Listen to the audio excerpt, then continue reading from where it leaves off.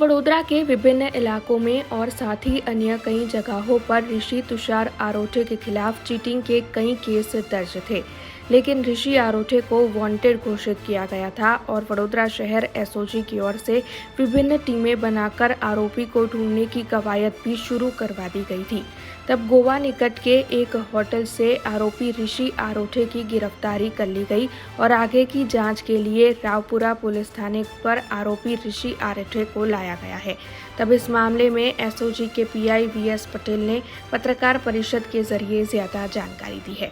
गई काले वडोदरा शहर एसओजी पुलिस तरफथी ऋषि तुषार अरोठेने गोवा खातेथी આપણે એમને અરેસ્ટ કર્યા છે, જે બાબતે એના વિરુદ્ધમાં અગાઉ Manjalpur police station, Raopura police station અને વલસાડ સિટી પોલીસ સ્ટેશનમાં 1 કરોડથી પણ વધારે ચીટિંગના ગુના તેના વિરુદ્ધ નોંધાઈ ચૂક્યા છે।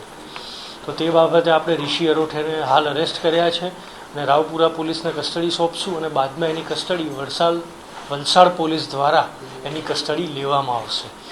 આ બાબતે ऋषि तुषार अरोठे अगाऊ કેટલા ગુનામાં સંડોવાયેલા છે।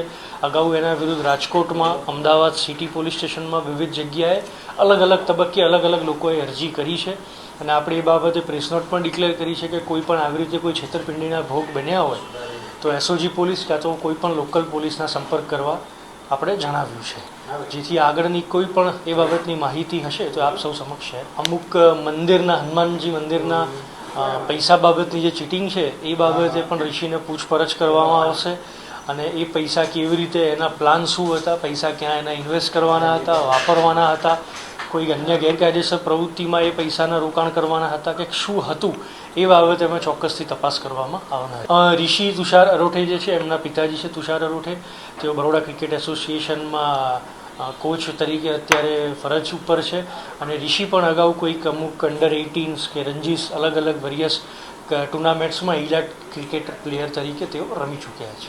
જે ટિકિટની મેં આપને વાત કરી તો એક વ્યક્તિની એને 21 લાખના ફેક ટિકિટ આપીને એને ચીટિંગ કર્યા હતા રાજકોટમાં। એ રાજકોટમાં એ વ્યક્તિને અને જે તે લોકલ પોલીસને પણ આપણે જાણ કરી છે, એઓને જરૂર પડશે તો તેઓનો પણ જે છે આરોપીના કબજા એ રાવપુરા પોલીસથી લેવામાં આવશે। अब खबरों से लगातार अपडेट रहना हुआ आसान। बीआरजी न्यूज आपके मोबाइल स्क्रीन पर आज ही बीआरजी न्यूज की mobile app Google play store और ऐप स्टोर से डाउनलोड करें और खबरों से लगातार जुड़े रहें।